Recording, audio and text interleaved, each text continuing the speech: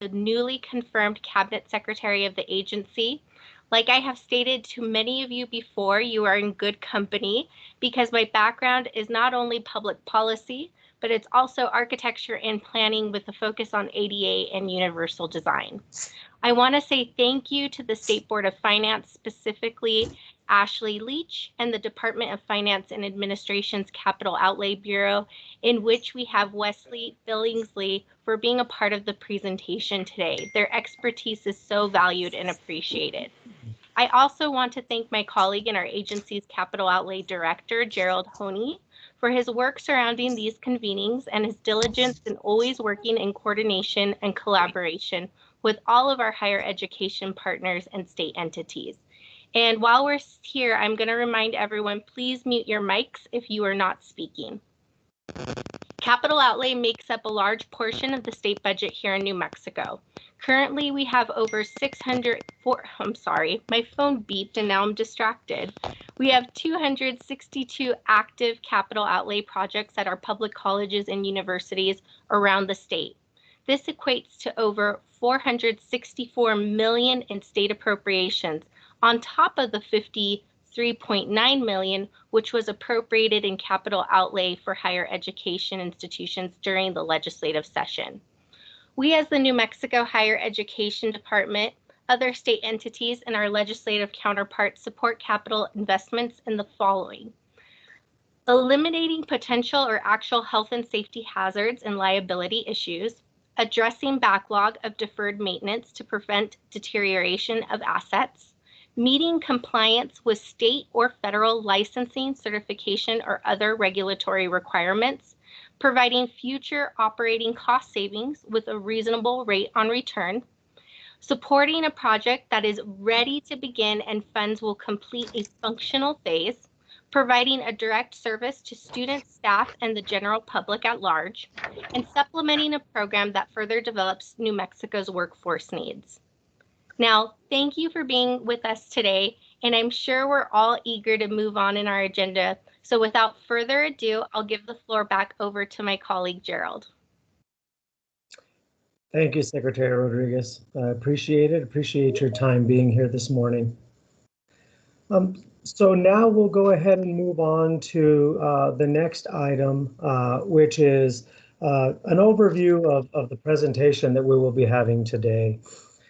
Just a couple of housekeeping items. You know, now that we are in the world of doing virtual presentations, one of the things that we quickly realized is some of the things that have been difficult to manage. And I'll tell you that even though we've been doing this for some time, I still find myself,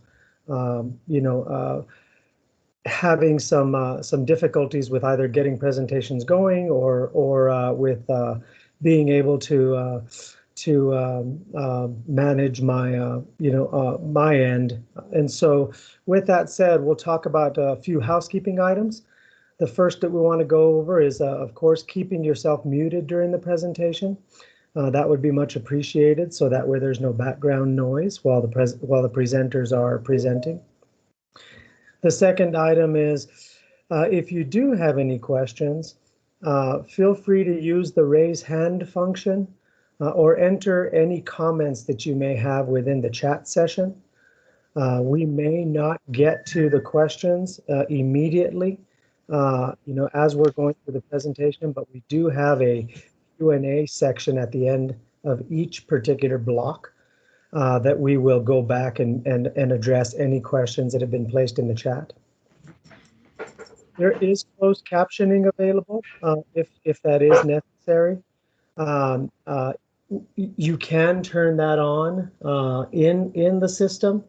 I will also be turning them on now as well, just so that way they're available.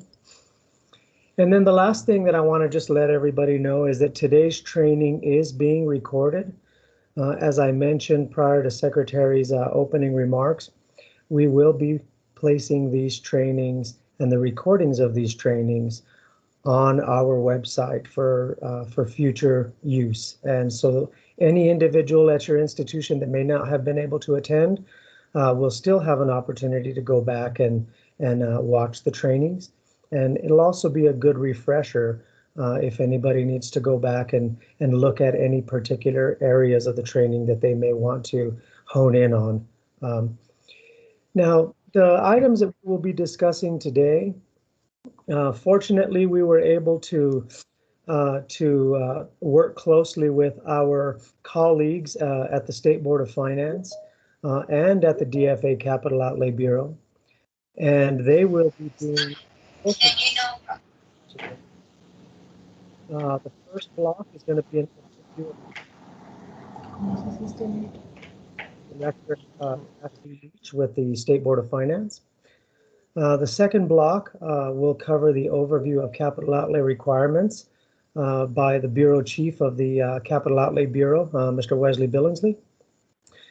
And then in block 3, we'll be talking about grant agreements, the notice of obligations and reporting. And then in block 4, we're going to go into the draw requests and talk in detail about draw request procedures and what the Higher Education Department and State Board of Finance is looking for when submitting a draw request. So with that said, I'll go ahead and turn it over now to Director Leach with the State Board of Finance. So she can go ahead and start her presentation. Ash? Yes, good morning, Gerald. Thank you. And just really quickly, Gerald, should I share my screen or will you be driving? I can go ahead and drive the presentation if you'd like, Ashley. Okay, sounds great. Well, thank you. Well, I wanted to start off by thanking Gerald and Secretary Rodriguez for reaching out to the Board of Finance and inviting us to present to the higher education institutions today. We're very excited to be here and talking about our bonding programs and our draw process. We think this is a fantastic opportunity to share information with the higher education institutions on our bonding programs and the process. It can be very detailed. There's a lot that goes into capital outlay, as we all know, preaching to the choir there. So again, just really appreciative that we have the opportunity to team up today and speak to you all. And of course, I'm hoping to leave enough time at the end of my presentation to answer any questions that you might have. So with that, I'll go ahead and jump in. Gerald, if you want to move to the next slide. I'm going to be talking today about our bonding programs. That includes our general obligation bonds and our severance tax bonds, which I know most of you are very familiar with. But just to kind of give a primer, I'm going to start off before getting into the detail of those and how we determine how much we issue as far as debt. I wanted to talk about just overall municipal bonds and give a primer for those that may be less familiar with bonds. So on this first slide, I basically just am laying out what is a municipal bond. So a municipal bond is a debt instrument which is issued by a governmental entity. New Mexico issues these bonds to fund capital projects.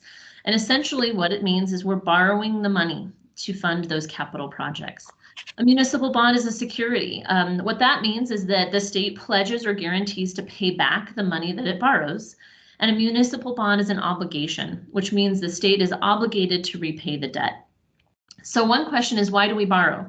Well, just like we would get maybe a mortgage on your home or you would get a car loan, the state, the state borrows to fund capital projects so that we can fund those projects regardless of how much money we have available in the general fund. And our bonding programs really are one of the primary sources for funding capital. And so even though some projects are funded general fund, we do borrow because it gives us this that flexibility. And especially in a state like New Mexico, where our general fund and our revenues are so dependent on a more volatile source, such as oil and gas, it is really helpful for us to be able to borrow in order to fund capital. And another big advantage to funding capital this way is that it's very affordable to borrow. Our interest rates are very low on our debt. And so it really is a very affordable and easy option for us to fund these important projects. So next slide, Joe. So how do bonds work? And again, this is just a primer. So I know many of you are familiar with this, but essentially an investor buys a bond and thus it's loaning money to the governmental entity or the issuer. The governmental entity gets the money for the capital projects, and then the investor gets interest income on loaning that money, just like a standard loan. Debt instruments specifically specify, and when I say debt instrument, the bond typically specifies an obligation to pay. So the state is obligated to pay that money back, a stated amount or the principal amount, the money that we're borrowing, at a given time. So what this is typically referred to as the term of the bond or the maturity. And all it means is how long is it going to take? How long are we committed to taking to pay back the bond or pay off the loan? And then with interest. So what's the interest that we're going to be paying? And that interest can be fixed or variable. And then another key piece that I'm going to go into a little bit more detail on the next slide is bonds can be taxable or tax exempt. And this actually relates not to the interest paid by the state, but it relates to whether the investor must pay taxes on the income it earns from investing in the bonds. So next slide, Gerald. Thank you. So tax exempt and taxable bonds, just a quick overview. Tax exempt bonds, these are bonds that are issued oftentimes by governmental entities. Governmental entities may issue tax exempt bonds. And in essence, they're a subsidy of the federal government because it allows interest earned on the bonds to be exempt from the bondholders or the investor's taxable income. So why does the IRS do this? Well, it does it because these are public projects with a public benefit. And so they think that those should be treated differently, and they're special because we're trying to fund public projects with tax exempt bonds. And it provides an incentive to the investors to invest in these types of bonds that are funding these capital projects. Tax exempt bonds are generally limited to projects that are capital assets like brick and mortar. They're not typically used to fund projects that have a private entity involved. And they always benefit the public at large. So again, the IRS wants to give that incentive and give that special treatment to projects that are benefiting the public. There is a note, so when we issue our tax exempt, and we do typically issue our long-term bonds tax exempt, and I'll get more into that in a minute, we do have some flexibility. There's a 10% rule where 10% of the total bond can be issued and not sort of fall within the guidelines of a tax exempt bond. So we do rely on that at times, but we typically are trying to make sure that what we're issuing in a tax exempt bond really does fall within the guidelines that the IRS sets out. So why would an issuer sell a tax exempt bond? Why does New Mexico do it? Well, typically because it results in a lower cost of borrowing. So we get a better interest rate. If we issue tax exempt. Why would investors buy a tax exempt bond? So essentially, because A, the income they receive is not taxable. The bonds serve a public purpose. Some investors do like to invest in these public types of projects. And then typically municipal bonds have a very low rate of default. So they're a safe investment. They have defaulted. There's big historical cases, but typically governmental entities are not defaulting on this debt. And then quickly, taxable bonds. These include all corporate bonds and some governmental bonds. Those governmental bonds, if they're taxable, are usually issued when there's private use. There's a private user. We do issue taxable notes. Those are a little bit different than taxable bonds, and the state could issue taxable bonds. But again, we issue tax exempt because we get a better rate typically, that's kind of our wheelhouse for when we issue. So next slide, John. So now I'm going to jump into the actual bonding programs that the Board of Finance manages, and that includes the general obligation bonds and the severance tax bonds. So I'm going to start with general obligation bonds. So these are issued as tax exempt bonds every 2 years, typically in the spring. They're issued with a 10-year maturity, so that's how long we are committed to taking to pay it off. They're secured by the full faith and credit of the state, which means that the state is committed to repaying them with whatever we might have available. It's a very secure, a very conservative approach, and we commit to repaying these general obligation bonds with whatever we might need to do. But they are specifically paid back by property tax revenues generated by the mill levy and ad valorem tax revenues on oil, gas, and mineral production and equipment. So we do have that mill levy. It's set annually, and that is assessed, and then we use those revenues to repay the debt on general obligation bonds. These general obligations bonds, as many of you know, fund higher education projects, as well as aging and long-term projects or senior projects, library capital projects, and then on occasion other types of projects, including public education or public safety. We're not really limited in what we can issue these for, but we've just historically issued them for these specific projects, but there is some flexibility to issue for other types of projects. But all that being said, this is all subject to voter approval. As you know, when you see on your ballot in November, the voters must approve the issuance of general obligation bonds. All right, next slide, Joe. So severance tax bonds, these are a little bit more complicated because we use a few different types of STBs to fund capital. So first, there's long-term senior and supplemental severance tax bonds, and then there's short-term senior and supplemental severance tax notes that we issue. And there's as you see on this slide, there's a little matrix that tries to kind of describe the difference between senior and supplemental and long-term bond and short-term note. So our senior severance tax bonds and our senior severance tax notes fund capital projects appropriated by the legislature each session. This includes earmark projects, so we have a specific amount that we set aside for tribal, colonious, and water projects in the state.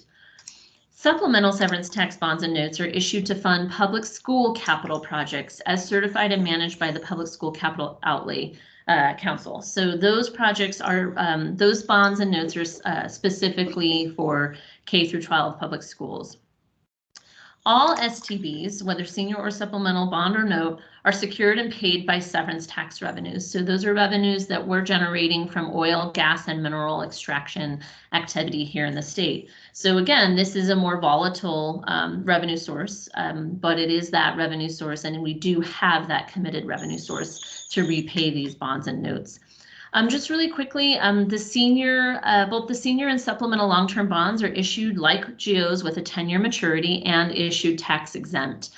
Our senior long-term bonds are typically sold once a year, whereas our supplemental long-term bonds are sold infrequently. We really only sell those when we can't fund enough of the public school capital projects with a note.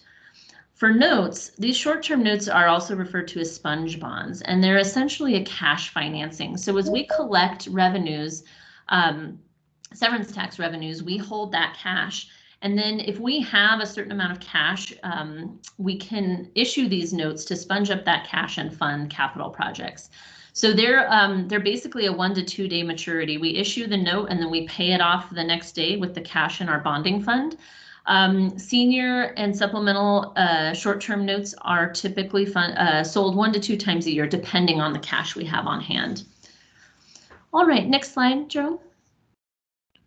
So I'm going to talk a little bit about bonding capacity estimates. And what bonding capacity is it's an estimate of how much the state can issue in debt each year, or issue in bonds each year. Essentially, this is driven by 3 key factors. The first and foremost is statutory limits on debt.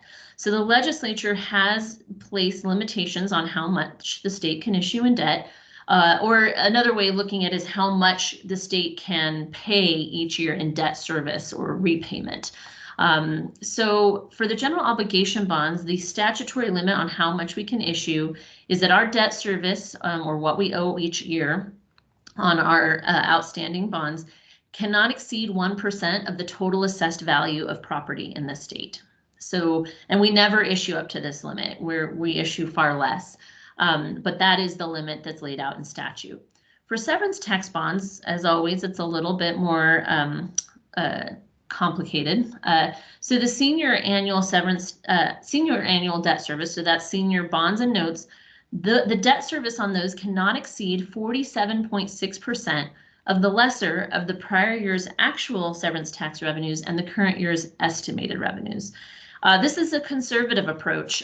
So we look at whether last year's revenues or this year's estimated revenues are less. We take the lesser of that, and then we apply this 47.6%. So what we owe in debt service cannot exceed that on an annual basis for senior debt service.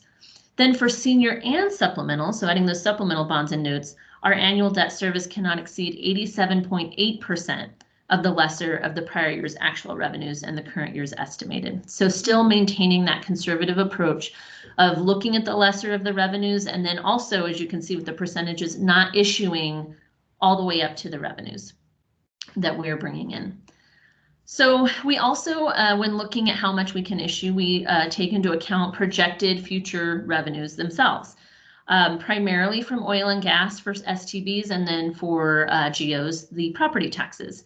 So the Board of Finance uses 10-year severance and property tax revenue projections from the DFA chief economist, as well as the consensus revenue estimating group, which is a group of economists that get together and put together the revenue estimates for the general fund and other revenue estimates. So we use those 10-year revenue projections to estimate how much we can afford in debt service in future years.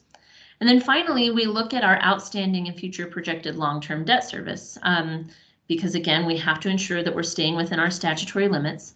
So our long-term debt service, when we estimate what we can issue, we're looking at what our outstanding and projected debt service is going to be for the next 10 years. Because remember, we're issuing our bonds for a 10-year maturity or a 10-year payoff. So we look at the next 10 years to see where we're at as far as our statutory limits and the revenues we're bringing in and the existing and future debt service. And then for our short-term notes, those really hit within one fiscal year. And as I mentioned, they're really a cash financing, but because they're cash financing, what we issue in notes is our debt service. So we sort of take our long-term debt service, we add our short-term note debt service, and that's where we use that to project what we can issue in the future alongside our statutory debt limits and the revenues we expect to bring in. All right, next slide, Gerald. So looking at timing, bonding capacity estimates, again, they're really used to guide the legislature when they're making capital project appropriations. We tell them, here's how much we can issue in debt, and that tells them how much they can appropriate. So the Board of Finance staff with the state's financial advisor prepare preliminary capacity estimates in August. That's at the same time that revenue estimates are coming out of the consensus revenue estimating group. As well as the chief economist, Leo Delgado at DFA, is also producing those revenue estimates. That sort of gives legislators and agencies an early look at what we might be issuing and what's going to be available for appropriation. Then the Board of Finance updates those in December for release to the legislature prior to the beginning of the session in January. And then again, the legislature uses those capacity estimates to make appropriations, whether for GOs or STBs or general fund, although they don't use our capacity estimates for general fund. But when they're making all of their appropriations, they use our capacity estimates to guide what will be funded and appropriated with STBs and GOs. There is a chance that if major changes occur, particularly like in the oil and gas market, we will update our capacity estimates throughout the year, because we're always wanting to make sure that we're keeping our debt in line with what we're actually seeing and any updates that we anticipate related to the revenues coming in. Next slide, Gerald. So bonding capacity uses. So again, the legislature uses these to fund capital projects. They make GOB appropriations in even years for sale in the following odd year spring. As many of you know, because you've been responding to questionnaires, we are getting ready to sell our GO bond in May of this year. And then it makes STB appropriations every year typically. There's been a year or two that we haven't. 2019, we didn't have an STB sale when there weren't STB appropriations, but this year we have almost 1,200. So we will be issuing a severance tax bond based on those appropriations. The senior severance tax bonding capacity available for new appropriations equals, basically, again, it ties to that capacity estimate, but we net out a few things before we give a number to the legislature and say, here's what you can use for appropriations. So we take into account any past capital project appropriations that had not yet been funded. These are the authorized but unissued projects. So if the legislature authorized these projects to be funded with STBs previously, but they weren't able to be funded, maybe they weren't ready for the funding, then those get kind of placed on a wait list. But each time we issue, we go back to those authorized but unissued and see if we can issue for them at that time. We also set aside, as I mentioned before, earmark funding for the tribal water and colonias projects. The water project funding is managed by the Water Trust Board. They receive 9% of our annual senior severance tax bonding capacity. So we take that off the top for the Water Trust Board to fund water projects. For tribal, that's managed by the Tribal Infrastructure Board, and the Colonius is managed by the Colonius Infrastructure Board. Those are both administered by the New Mexico Finance Authority, and they each receive 4.5% of our annual senior severance tax bonding capacity. So we take that off the top as well. Next slide, Joe. Thank you. So on this slide, you will actually see our most current capacity estimates, and this is what we actually give to the legislature for them to make their appropriations. And you'll see right now for the upcoming FY22 session where the legislature will appropriate GOs, we're currently at a 218 million capacity. That being said, that might change. We'll have estimates, updates to these estimates prior to then, but that's where it's at now. And then you'll see we have our senior severance tax bond capacity, our severance tax note capacity, and then our supplemental severance tax bond and note capacity. And then underneath where we have uses of funds, you'll see those set asides that I just discussed. We have our authorized but unissued projects, which for this fiscal year are 7.9 million. We do have a couple of lingering reassigned balances. So this is when the legislature swept funds and reassigned them to the new projects. So we have just a little bit left there.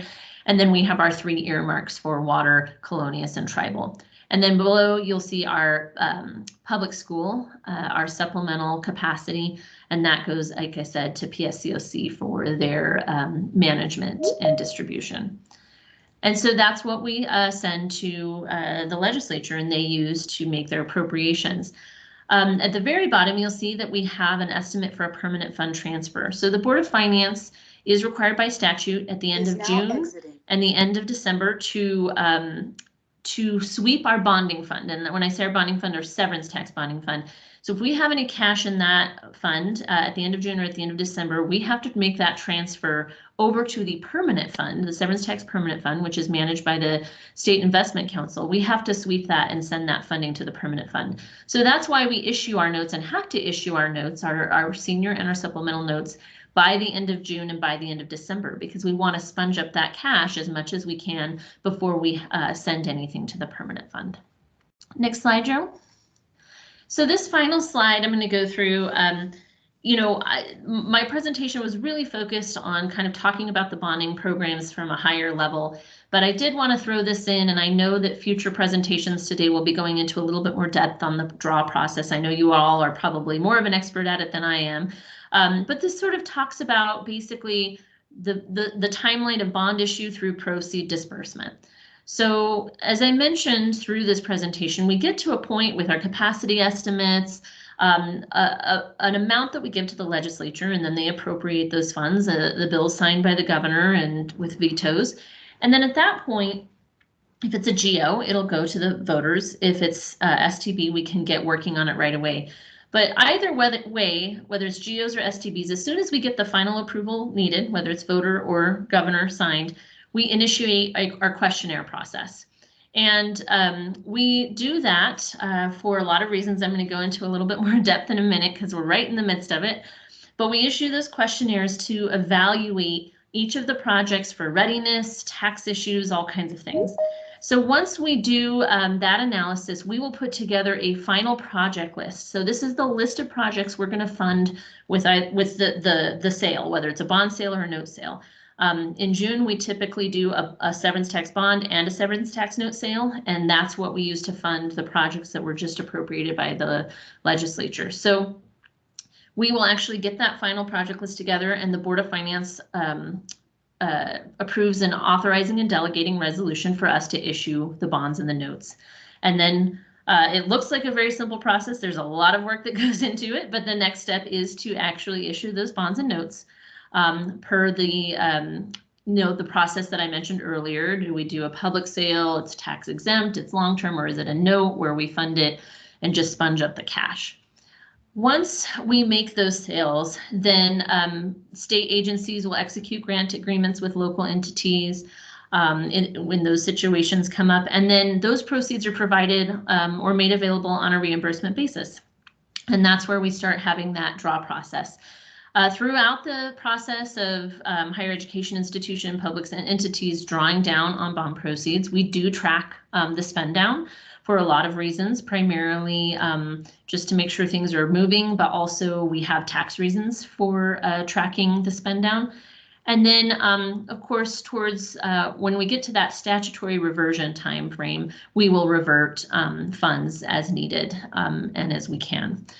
So to just go into a couple of details so I can leave a couple of minutes for questions, I would say that, you know, for the questionnaires, what we try and get at with that is really from a state law perspective and a tax law perspective, because again, when we issue tax exempt bonds, we have to ensure that, I mean, the IRS has very strict guidelines. The IRS is the one that says you have to encumber 5% within 6 months and expend 85% within 3 years. So that's an IRS guideline. And then state law, we have to make sure that the funds that are appropriated are going to be used for what they were appropriated for. But that's also a tax law issue too. As I mentioned, with tax exempt bonds, it has to be for very specific purposes. So we have to make sure that there's that any projects that are occurring fall within both state law and tax law.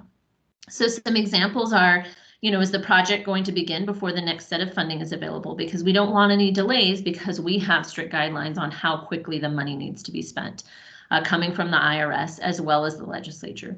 What are the intended uses, and are they allowable under the appropriation language? Can the entity fund the entire project or a well-defined phase of the project? That kind of gets back to timing. We want to make sure that there's enough funding available so that the project can be completed and it's not kind of spent, but we're sitting there with an incomplete project. And then, does the project serve a public benefit? So if you recall, one of the biggest things about tax exempt bonds is we have to make sure that it has a public benefit. So trying to kind of describe how that questionnaire really gets us to some critical questions that the Board of Finance has to answer in order to issue our bonds tax exempt. Notes, of course, are a little bit more flexible, but we still have to operate within the confines of state law and what the legislature appropriated. And so I think that kind of wraps up what I wanted to talk about today. I will hand it back to Gerald, but welcome any questions that anyone might have. Thank you, Ashley, so much for the presentation. You know, all of this information is extremely important. And let me, I'm getting a reverb. So let me just, let me see if I take care of that. Okay. So all of this information was extremely helpful and beneficial, and I hope that all of the participants today you know, found the information to be useful as well. I think that you know, as Ashley and I have discussed in the past, you know, we really feel like it's important that that everybody is aware of the process from the start all the way to the finish of a project, and because there are a lot of requirements that fall into play along the way. When it comes down to capital outlay appropriations, and there are times when when I know that institutions or other entities may feel that those requirements are specific to the oversight agency, and that's why we want to make sure that we provide this kind of information, and I'm very thankful for Ashley for doing this for us today. So, is there any questions? Does anybody have any questions or comments that they'd like to make before Ashley has to go? She does have a hard stop at 9 o'clock, and so we definitely want to get any questions in if possible. So, I am looking through the chat here, and I don't see any questions. But please, if anybody I saw one, Gerald, that just came up in the chat. And so this says, so IRS requires the 5%, the 85% expenses applied for both tax exempt and taxable. No, that is just for tax exempt. But we have applied those percentages in that spend down. State law state law doesn't really lay out the 5 and 85% regardless of the funding, whether it's notes or bonds. But it does have that reversion date. So that really kind of aligns with this, because I think it's slightly different for GOs and STBs, but the reversion date is anywhere from 3 to 4 years from the issuance. And so, so the 5% and 85% is very tax exempt, and we have to track that for tax exempt. But for taxable, we still track it in a way, and we still ask for that so that we have that that spend down and that timely spend down. And when we ask it, when we put those questionnaires out, we don't know which projects are going into a taxable or into a tax exempt. When in the case of STBs, GOs are always tax exempt. So GOs, that 5 and 85 is always going to apply. But for STBs, when we ask the question in the questionnaires, we don't know which funding, which bond or note, if it's going to be bond or note. And so we ask that, and that is one of the questions that helps us determine, is there something that needs to fall into a note because it's not going to meet those requirements?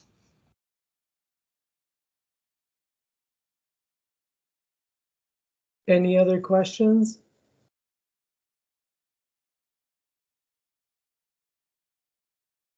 Well, I don't see any other questions in the chat. So again, thank you, Ashley, so much for your time and for providing this information. Just so everybody's aware, just to reiterate, you know, this information will be placed on the HED website, so you can go back and look at it. And because I know there was a lot of information packed into these slides. And so, so as I mentioned, you know, you can go back and look at it if you need to. So, well, thank you again, Ashley. Thank you, Gerald. We'll go ahead and move on to the next section, which is going to be the overview of capital outlay requirements. So for this particular section here, the New Mexico Department of Finance and Administration's Capital Outlay Bureau Chief is actually going to do this presentation. So I'll go ahead and turn it over to Mr. Wesley Billingsley. Thank you, Gerald. Welcome everyone to the presentation. Hope everyone's off to a pretty good Wednesday. So the Capital Outlay Bureau is responsible for, you know, overseeing a lot of this capital. So we're going to go into the topics that I'm going to discuss today, and hopefully this answers lots of questions you may have. And like Gerald said, if not, then you can ask them in the chat during the presentation, and we'll be more than happy to answer them after the presentation. So Capital Outlay Bureau, what do we do and what is capital outlay? We'll get into that, as well as some administrative reforms we've been working on with the Tableau dashboard, a visual way to see the projects, and then of course the capital outlay request forms that have become automated over the last couple of years, trying to get that process online and not paper anymore. The 2021 legislative session, what was done during that session, which bills were passed, capital outlay implementation, how do we implement these capital projects, as well as the upcoming session and what we're looking for there. So we'll get into that, and we'll start off with what we do and what is capital outlay. Next slide, Gerald. Thank you. The Capital Outlay Bureau is responsible for coordinating the funding and administering the capital projects on a higher scale. We work closely with the executive agencies, so higher ed department, as well as other state agencies to prepare this executive capital budget. We oversee the overall capital budgeting process. We assist with Ashley's questionnaire process. We help identify local entities the best we can. We work with the state agencies to help do that. We deal with the executive order compliance, so that's with the Audit Act, the audit rule, as well as budgeting capital projects. The last thing that we do is we budget these capital projects so that they're available for you guys to spend down. Also, we maintain the state capital project monitoring system. That's the system that you all use to report on your capital projects. We monitor the dates and the appropriations to make sure that there's timely reversions and that on these expired appropriation balances. And lastly, we provide training to everyone, to the state agencies, local entities on the planning and management of these projects, as well as the ICIP for state agencies. Thank you, Gerald. Next slide. So what is capital outlay? There's lots of definitions. We define them here. We try to simplify it. It's equipment valued over $10,000 and a useful life of 10 years or more. We know that sometimes purchases are made for less than $10,000, but it's whatever the IRS guidelines are. for that. And then they're also for major renovations or repairs, acquiring existing assets, planning and designing new construction, purchasing land and improvements to the land, as well as roads, fences, and ditches. We also, fund technology and other infrastructure as well. So next slide, Gerald. So go on to the next one, which is administrative reforms. We've been working on these for the last couple of years. This first one is the Tableau dashboard. This dashboard was created to kind of create a visual picture of the projects. It's really geared towards local projects, but there are functions within the dashboard that are useful and helpful for higher ed institutions as well. This dashboard helps us access the data more easily. It shows the balances by year and by county and by fiscal agent. You all can also log into your CPMS database to look at all of your projects as well, but this is kind of more for the public to see this on a more visual scale. So accessibility of the data, highlights spend down progress, and of course, like I said, data visualization. And there's the link to the site. There's, when you get to our site, it's just a dashboards link, and then there's a few dashboards within that, and you would just choose the Tableau dashboard. Go on to the next slide, Gerald. So I wanted to get into more of what you all would probably use this for. So like I said, it's really geared for the local projects. So the appropriations and project activity tabs that you'll see and the grant agreement tabs are mostly for local projects. So when you get to the fourth tab, it has the capital project listing. And so you could filter and use this to see all of your projects. Like you see highlighted, I highlighted the agency, Western New Mexico University. So this shows all of their projects that were in this Tableau dashboard. And you can see the appropriation year, the reversion year, the funding source, all the way through from the appropriation through the expenditures. You could also download this table if you wanted to as well. So it's really useful information. Like I said, if you're not wanting to get into the CPMS database, it's all here as well. We do update this Tableau dashboard every other month around. We only run quarterly reports typically, as Gerald will probably get into later on in his presentation. But the quarterly reports are only quarterly, and we want to make sure that this data is more up to date than that.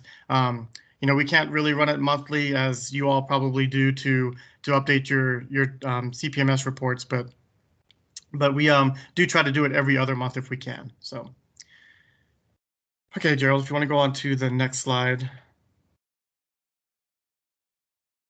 I wanted to real quickly.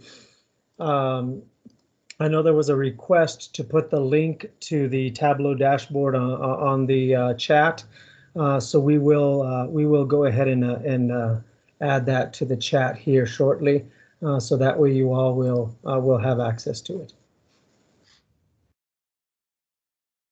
Thank you, Gerald. And I'm hoping that link on that presentation still works. I know that we did do a revamp to our website, but I think that link still stands. So if not, then we can definitely get the new link. All right, so the next reform is the capital outlay request form. And so you may have all noticed these the forms when you tried to request capital outlay during the session. There's two different processes. There's one where you request it through the Legislative Council Services for a legislator sponsor. And there's also another form that you can request funds from the governor's office. So the first year we did this, which was 2020, we kind of had them linked together. This last year, we had them separated out. They were basically the same form. As far as the data that we were collecting, they were just on different sites to kind of separate the process. We're going to continue to try to make this more user-friendly and more and easier to access for us. It didn't go that well for us this year, at least not from the governor's office standpoint. There were lots of duplications in there that we had to kind of get through, and we're going to try to clean that up for the next session. But the goals, though, is to have it more accessibility and easier to use. To pull in the ICIP data if there are ICIP data related to the projects, and then to collect better overall data, which I think we did do that. I think the data that we did collect was pretty good. Also, the ability to cross-compare and analyze the request for policy priorities, and we were able to do that as well. So I think there were some goods and some pros and cons to this, and we're going to try to clean that up for the next session. And the forms and the links are found on the Council Services and Gov and DFA websites. Usually the Council Service forms are on their website, and then the Governor's forms are on theirs and our websites. So go ahead and go to the next slide, Gerald. All right, so let's go ahead and get into what happened during this legislative session and what bills were passed. So the first one was House Bill 285. This was the capital appropriations bill. So New Mexico was appropriated $512 million for 1,198 projects. There were 23 vetoes and 7 partial vetoes total. 82 projects totaling $50 million allocated for universities and higher education departments. And there was 1 general fund appropriation for San Juan College. And so that was going to be budgeted through a CAPBUD, and Gerald will probably may go into that process, but if not, it's really between higher ed, the higher ed department and DFA, how these projects are budgeted. So that one will be budgeted through a CAPBUD submitted by the higher education department once the A codes and class codes are uploaded into SHARE. And so we did just finalize that process yesterday afternoon. So those A codes and class codes are uploaded, and so we will be sending out an email to all state agencies soon who have general fund projects or even other funding source projects that are not severance tax bonds. They will receive an email with the next steps on how to budget those projects. Higher ed institutions appropriations funded through the state severance tax bonds will be budgeted through an automated upload by DFA, and that will occur once the bonds are sold. And so these bonds will be sold in June of this year, and so that upload typically takes place right after the bond sale. It's either at the very end of June or early July when that happens. And so once those bonds are sold and the budgets are uploaded, then the funds can be spent. And I know that a lot of the universities don't use SHARE to budget. So once those bonds are sold, the appropriations will be available for you to begin the project and start the drawdown. And of course, there's a whole process for how you guys use your capital, which I think Gerald might also get into, which is coming in front of the Capital Outlay Committee for approval before. So, but that's kind of the overall budget process with these House Bill 285. And of course, there's a lot of projects. So there's over $3 billion total capital outlay projects appropriated since 2016. So I just wanted to make that note anytime you see there's a balance, because I know the LFC likes to state that there's a $1.2 billion balance. Well, yes, there will be when there's $3 billion worth of capital appropriations. So just wanted to make that note. Go on to the next slide, Gerald. All right, so this kind of touches on what Ashley talked about a little bit. She went into more detail about the bonds and which bonds are used for capital. I'm going to kind of go into more of the questionnaires and not so much the ins and outs of the questionnaires, but like just a little bit of what they are used for. So the questionnaires, the statements made on these are legal certifications. And as you can see, that's underlined, and they must be true and complete. So just make sure they're accurate, and the information that's put into those questionnaires are as true and complete as possible. Failure to complete these timely and as certified may result in Board of Finance sweeping proceeds. So or delaying the bond sale. So to make sure that that you complete those, because if they're not completed, then they will not be included in the bond sale. Board of Finance typically issues bonds about 2 times per year. Like she had stated before, Ashley, in her presentation, I think the notes and the bonds are sold in June, and if there are any that need to be sold in December, that's when we'll make that determination. If the project is not ready, return the questionnaire indicating that no proceeds are requested at this time. The entity must notify Board of Finance if the project changes or faces any delays. So it's kind of the higher level view. If you have questions regarding any of the questions on the questionnaire, then State Board of Finance and Ashley's team will be more than happy to help you with those questions. So the next section on here shows what will happen. Bonds will not be issued for a project if you don't return the questionnaire, if you cannot encumber 5% of the funds within 6 months or expend 85% of the funds within 3 years. So that was one of the questions that was asked after Ashley's presentation.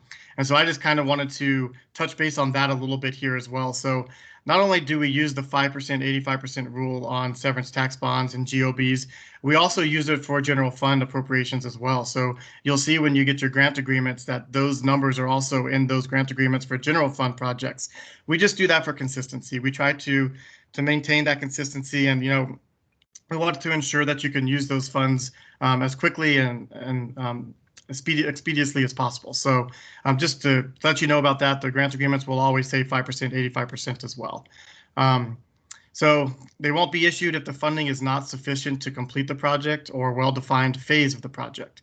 So hopefully the funds will cover one of those the well-defined phases so that we can ensure that you get those bonds more timely. The public body receiving the appropriation will not own the site or the asset to be funded. So anti-donation issues, they won't be issued if the project recipient is not compliant with the State Audit Act or EO 2013-006.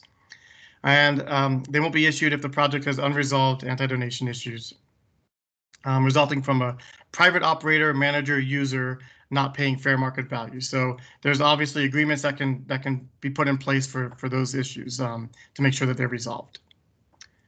All right, Gerald, next slide. So that's pretty much all for 285. I'm going to go into House Bill 296 next, which is the reauthorization bill. So this bill reauthorized 93 projects. They were for time extension, change of purpose, and or change of agency. So for time extension, what happens is budgets are reduced and reestablished immediately following the governor signing the bill. And so, like I said, what we had to do was wait for the A codes and class codes to be set up. And so once those A codes and class codes are set up like they have been, an email will be sent out shortly for this process of time extension. So for the change of purpose and change of agency, budgets are reduced immediately following the governor signing the bill. So what that means is they will be reduced immediately. So we'll send that email out for you to reduce the budgets for those of you who do budget them and share. And then they will be rebudgeted once the State Board of Finance can review those projects. So for general fund projects, budgets could be reestablished at the same time they're reduced with the new class code and BUDREF and share. That's because the general fund appropriations are available and they don't need to go through Board of Finance approval for a change of purpose or agency. But for STB projects, they do need to go through the Board of Finance review, and those typically occur prior to the new fiscal year. So I believe that's going to happen sometime in June this year. So there were 4 reauthorizations that were vetoed and 1 that was partially vetoed. And the reason for the partial veto was because they were trying to extend the time when their time was already 1 year prior to that, or 1 year after that anyways. So there was no reason to extend time when it was already extended prior. So how should universities reauthorize projects if they need to? That's a good question, and they should seek reauthorization through legislators for projects funded by legislators, or through the DFA HED for projects funded through our statewide process. So if you do need to reauthorize your project, your STB projects for any reason, whether it's a time extension, change of purpose, or agency, you probably won't have to do the agency one, but time extension or change of purpose, then please reach out to Gerald and we'll help with that process. We typically take those requests usually in December of the year. So it'll be December of this year for the 2022 legislative session.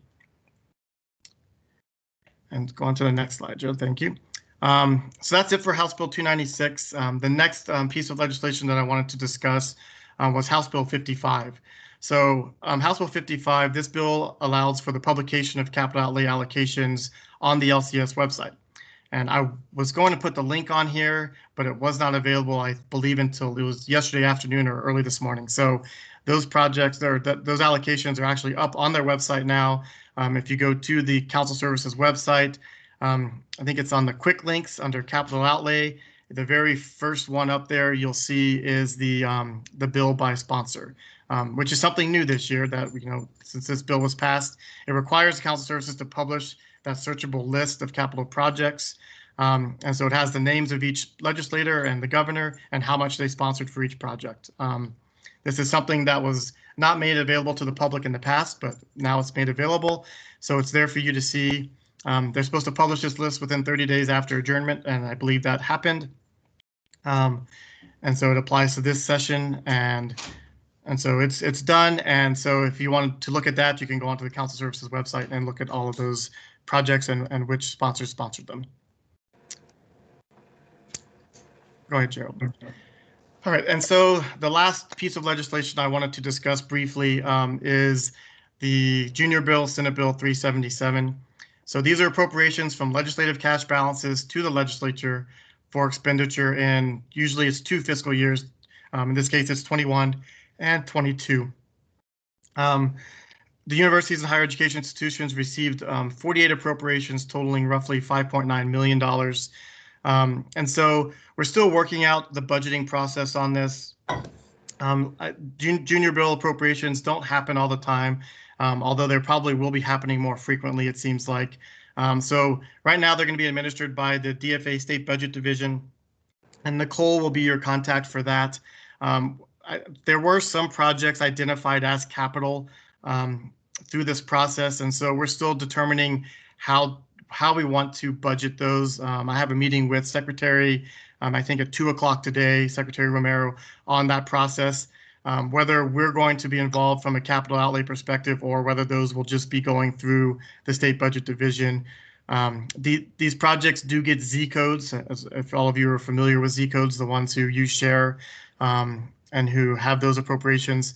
So usually Z codes are budgeted through the operating side. So I'm going to see if we can keep that process going through them and not have to muddy the water. But I do know that sometimes it's nice to get these capital appropriations into our capital projects monitoring system. So that'll be the discussions, and I'll let Gerald know more when those discussions are done and what we need to do going forward with that. But I just wanted to share this information with you on the junior bill for now. All right, Gerald, that next slide.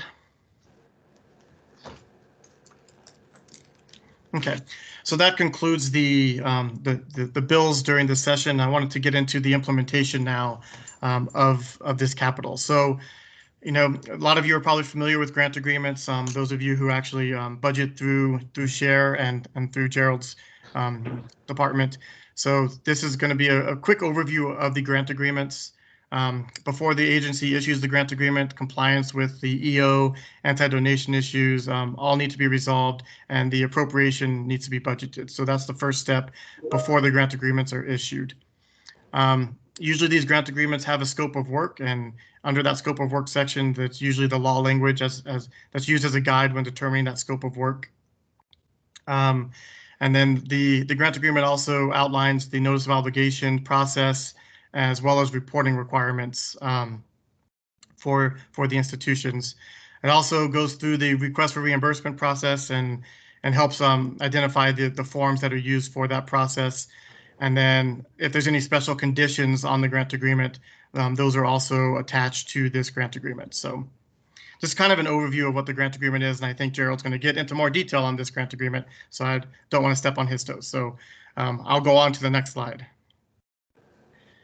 The EO 2013-006 is for audits, and so lack of audits or audit findings raise concerns about the ability to be a good steward of the capital funds. So we actually review these audits, and the state agencies give us what's called a UFC form, and these UFC forms kind of outline if the agency or local body is eligible to receive these grants. So this happens more often with local entities, not so with state agencies, but we do review these for any kind of issues that these entities have with their audits. So go on to the next slide, Gerald. Anti-donation clause. I'm not sure that this comes up too much with higher ed institutions, but the anti-donation clause is outlined here. It's in the New Mexico Constitution. It started with the railroad companies. It probably does need to be updated. I know that there's lots of legislative talk regarding updating the anti-donation clause, but what it pretty much says is private entities can't own a publicly financed capital asset, but they can operate them if certain conditions are met. And so this slide goes on to give you a little bit more information. When there's a private operator, the market rental value must be appraised to determine that fair market value. And then private operators can pay fair market value rent in cash or in services. So there's lots of agreements that can be put in place to handle anti-donation issues and to get through them. And so that's all this slide was for. And then at the very bottom, it shows potential anti-donation issues. Usually Board of Finance clears the STB issues. And of course, the state agency with the DFA's help will clear any general fund anti-donation issues. Next slide, Gerald. So the next slide is on CPMS. And I know Gerald's going to get into more detail on this. But I just wanted to touch on it a little bit. CPMS is this web-based system that we use for reporting and monitoring of these appropriations. It's used by DFA, LFC, the press, and the general public. So everyone has access to it. They can search any project on that database. So local entities begin reporting once a grant agreement has been executed, and they typically report monthly into the system by the 30th of each month. And per the grant agreement, typically they will not be reimbursed for any expenditures if they have not been updating their reporting requirements as necessary within the 30 days of the month. So it's something that the entities need to do on that monthly basis to make sure that and to ensure that they receive their reimbursement requests. Next slide, Gerald. So the next section, just wanted to discuss briefly on upcoming legislative session and some administrative reforms. We're always working on standardizing forms and databases. So grant agreements, audit compliance, UFC forms. We're continuously looking at ways to improve on those. I know the grant agreements, we haven't had an update to those in quite a few years. So we'll probably be touching on that. And I know that there was a question that had come up about amending a grant agreement and how you would amend it. Typically, amending a grant agreement means basically redoing the whole grant agreement. But we're trying to find an easier way to do that. We did create a one-page form that we might be using in the future for that. So like I said, we're still in the process of trying to figure out how to do those kinds of things. And we want to make the process as easy as possible. So we're looking at that, working with council services to continue adopting the paperless capital project request system. So we'll still continue to work with council services and LFC to get that process better and more user-friendly. And so setting a minimum project size to streamline administration. This has been one that we've had on this for years, and making sure that when entities request funding, that it's enough funding to complete a functional phase, and that it's a good investment for the state. So that's another one that we've been working on. Legislators collaborate to fund larger regional projects. As you'll see with that council services sponsorship form that they have on their, or not form, sorry, the report that they have on their website, you'll see, how many legislators typically sponsor a project. And so it's good that they're pulling their funds together to get these projects completed. And then the last one, require local project matching funds, which, as you all know, during the higher ed capital process, we do request that matching funds are presented as well. So just some reforms that we look forward to. The last thing that I want to touch on is the ICIP. The ICIPs are due statutorily by July 1st every year. And so what the ICIP is, it establishes planning priorities for the capital projects, helps to plan for future capital projects. And so, like I said, they are submitted annually to cover a 5-year period. And so I'm sure there'll be trainings throughout the year on those as well. We'll let you know if there are any. I know that Carmen Moran with the local government division does put on an ICIP training, and it's typically for local entities, but it's the same form. So state agencies could also benefit from going to one of her trainings. So we'll see if maybe we can get in on one of those. I usually do attend those with her, so we can probably get those done. And so the implementation plan includes an estimate of operating and maintenance expenses. So that's just something that's on that ICIP is the operating aspects of the funding. And you should update this ICIP based on what you previously funded. So if you did receive funding this past year, that project should not be a project on your ICIP, and you should only put projects that need to be funded on there. So you would just deactivate those projects that have been fully funded. So on to the next slide, Gerald. So this is just our bureau. So Debbie Romero is our secretary. I am the bureau chief, and Tonanzine Roybal has been with us for a while, and she has lots of knowledge and expertise, so she could help with any question that you need. Ryan's been there for a couple years now, and he knows the process pretty good. And then you guys probably deal with Sarah a lot as the administrative assistant. She can help with lots of login or password issues that you have with the system. So that's my bureau, and I think I'm done with the presentation. So if there's any questions, I'd be more than happy to answer them. Thank you, Wesley, so much for the presentation.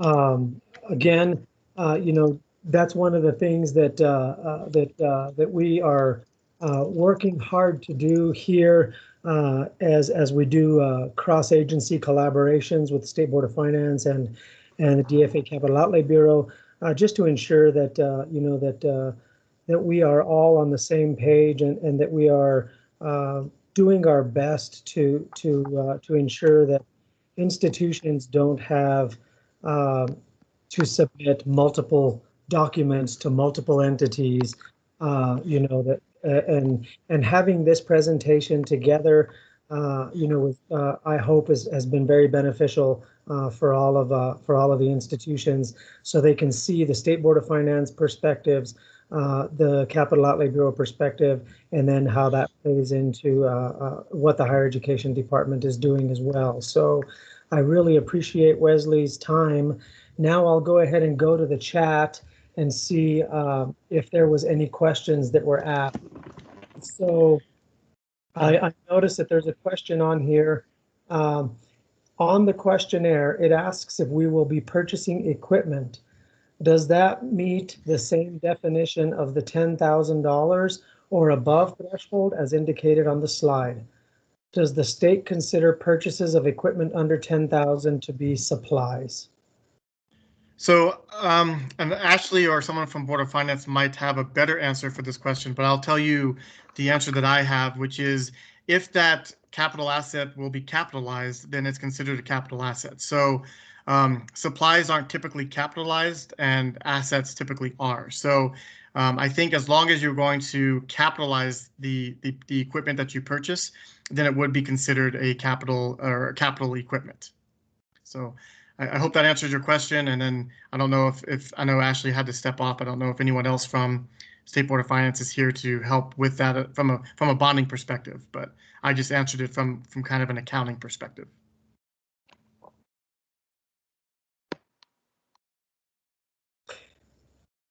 So now I'll go on to the next one. And I know that there has been a couple of questions in the chat about providing links to the different items that we have referenced. So we will definitely get those links put together and send them out to everybody so that way you'll have them available. I know that Loretta has been working on the back end to try and get some of those links put up, but we'll verify and make sure that we got all of the links that that were referenced in the presentation. So the next question, can we start updating the ICIP now? Sure. So the ICIP can be updated as needed throughout the year. You know, once our hearings are over in October, the capital outlay hearings is probably the best time to begin if you are ready to begin updating anything then. Because obviously we run the report and we published that report on our website. And so once that report is published, it won't be changed.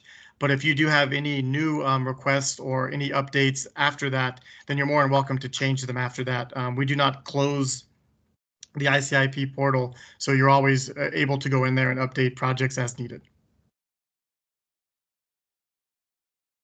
Okay, and then so the last question that I have here on the chat is, if we do not capitalize, if we do not capitalize the equipment, then we can consider it a supply? And so, and that's why I was hoping someone from Board of Finance was on here, because I have a feeling the answer is going to be it will depend on the purchase that you're trying to make. I mean, if you're talking about some items such as brooms and mops and things of that nature, that would be a supply. So if you're talking about some kind of piece of equipment that typically equipment would be 5,000 or more, and so I know that we gave that $10,000 threshold, and the reason why we give that $10,000 threshold is because the governor's office looks at any projects under $10,000, and so if a project is under $10,000 in the bill, most of the time that project will be vetoed. So that's where we get the $10,000 from. But I think per GASB, if I'm not mistaken, I think it's about $5,000 to capitalize an item. So I think anything under 5,000 would be probably considered a supply or something that would be expensed right away and would not be depreciated.